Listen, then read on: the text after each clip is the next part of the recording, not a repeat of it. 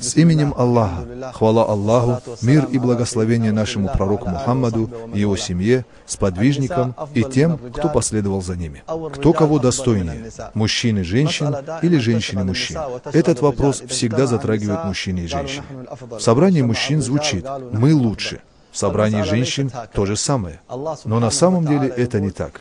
Всевышний говорит, смысл: «О люди, бойтесь вашего Господа, который сотворил вас из одного человека, сотворил из него пару ему и расселил много мужчин и женщин, произошедших от них обоих». Сура Ан-Ниса, аят 1. Аллах сотворил мужской род и женский род. Превосходство одного над другим зависит от приближения к Аллаху. У женщин есть определенное количество деяний, и у мужчин. Например, если женщина выполнит 70 благих дел из 100, а мужчина 50 из 100, то в этом случае женщина достойнее мужчины. В этом вопросе много тонкостей, о которых упоминают алимы. Приведем некоторые из них. Всевышний создал Хавву от Адама, без матери.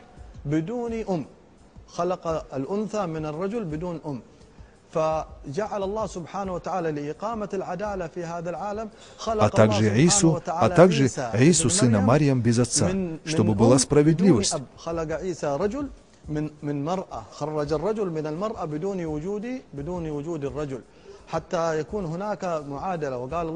Аллах сказал: «Воистину Иса перед Аллахом подобен Адаму.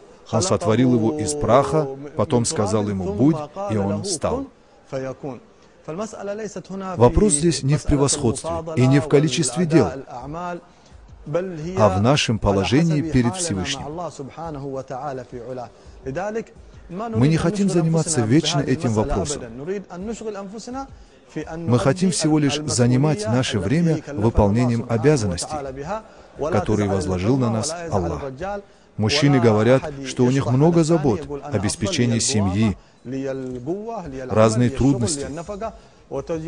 Женщины говорят, что они воспитывают детей, выполняют разную работу. Но кто перед Аллахом будет превосходным, тот и в этом мире будет превосходным, и в судный день.